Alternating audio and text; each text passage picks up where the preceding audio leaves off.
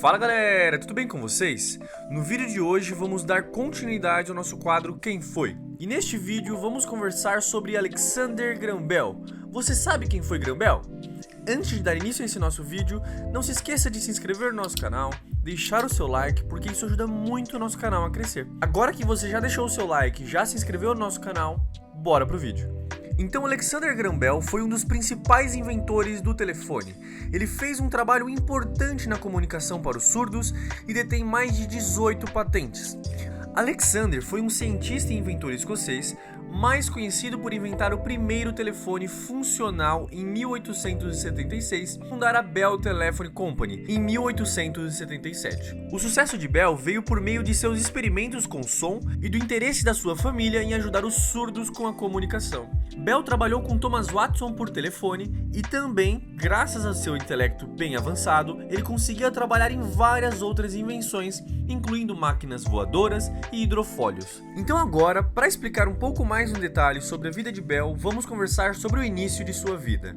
Bell nasceu em Edimburgo, Escócia, em 3 de março de 1847. Ele era o segundo filho de Alexander Melville Bell e Eliza Grace Simons Bell.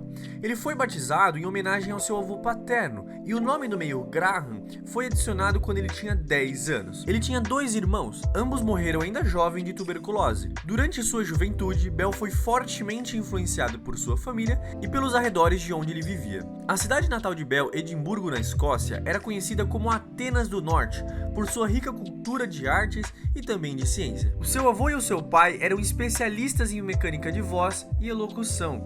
E a mãe de Bell, Eliza, se tornou uma pianista fantástica, apesar de ser surda, inspirando ainda mais Bell a enfrentar os grandes desafios. Eliza ensinou seu filho em casa e instigou uma curiosidade infinita do mundo ao seu redor. Ele recebeu 1 ano de educação formal em uma escola particular e 2 anos na Escola Real de Edimburgo. Embora um aluno mediano, Bell demonstrou uma habilidade incomum para resolver problemas. Aos 12 anos, enquanto brincava com um amigo em um moinho de grãos, ele percebeu o lento processo de descascamento do grão de trigo e logo foi para casa e construiu um dispositivo com pás giratórias e escovas de unha que removiam facilmente as cascas dos grãos. Agora vamos conversar sobre o início de sua carreira. O jovem Alexander foi preparado desde muito jovem para continuar nos negócios da família, mas sua natureza obstinava entrava em conflito com os modos autoritários de seu pai. Procurando uma saída, Alexander se ofereceu para cuidar de seu avô quando ele adoeceu em 1862. O Bell mais velho, seu avô, encorajou o jovem Alexander e logo instalou uma apreciação pelo aprendizado e atividades intelectuais no jovem Alexander. Aos 16 anos, Bell se juntou ao seu pai em um trabalho com surdos e logo assumiu o comando total das operações de seu pai em Londres. Em uma de suas viagens para a América do Norte, o pai de Alexander decidiu que era um ambiente mais saudável e decidiu mudar a família para lá. No início, Alexander resistiu, pois estava se organizando em Londres, e ele acabou aceitando essa viagem depois de seus 2 irmãos morrerem de tuberculose. E em 1870, a família se estabeleceu em Ontário, no Canadá, e lá, Alexander montou uma oficina para continuar o seu estudo sobre a voz humana. Bell, em 1871, começou a trabalhar em um dispositivo conhecido como telégrafo múltiplo ou harmônico, que era uma espécie de transmissão telegráfica de várias mensagens ajustadas para frequências diferentes, e ele fez tudo isso ao se mudar para Boston. Ele encontrou também o apoio financeiro por meio dos investidores locais, como por exemplo Thomas Sanders e também Gardner Hubbard, como eu já comentei com vocês. Entre 1873 e 1874, Bell passou por longos dias e noites tentando aperfeiçoar o telégrafo harmônico, mas durante seus experimentos, ele se interessou por outra ideia, transmitir a voz humana por meio de fios. A diversão de Bell frustrou seus benfeitores, e Thomas Watson, um grande eletricista, foi contratado para organizar as ideias de Bell no telégrafo harmônico, mas Watson logo se apaixonou pela ideia de Bell de transmissão de voz e os dois criaram uma grande parceria, com Bell sendo o idealizador e o Watson tendo toda a experiência para transformar as ideias de Bell em realidade.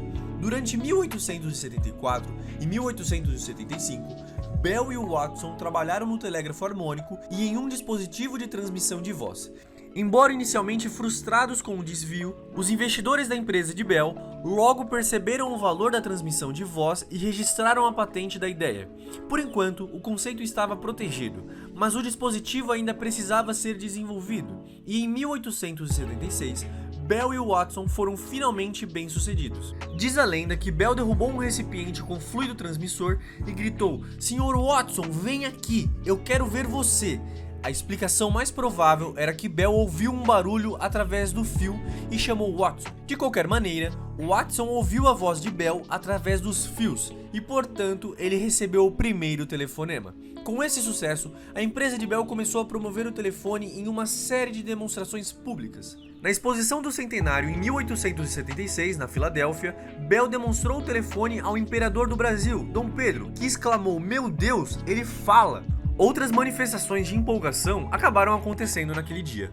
A empresa de Bell foi fundada em 9 de julho de 1877 e em 1915 Bell foi convidado a fazer a primeira ligação transcontinental. De Nova York, ele falou com seu ex-associado Watson em São Francisco. Agora eu quero conversar com vocês sobre algumas outras invenções. Ao que tudo indica, Bell não era um homem de negócios e em 1880 começou a passar os assuntos de negócios para Hubbard e algumas outras pessoas, para que ele pudesse buscar uma ampla gama de invenções e atividades intelectuais. Mais tarde em sua vida, Bell ficou fascinado com o voo e começou a explorar as possibilidades de máquinas voadoras e alguns outros dispositivos, começando principalmente com a pipa tetraédrica em 1890. Em 1907, Bell formou a Associação de Experimentos Aéreos com Glenn Kurtz e vários outros associados. O grupo desenvolveu várias máquinas voadoras, incluindo, por exemplo, a Silver Dart. E a Silver Dart foi a primeira aeronave motorizada voada no Canadá. Mais tarde, Bell trabalhou em hidrofólios e estabeleceu um recorde mundial de velocidade para esse tipo de barco.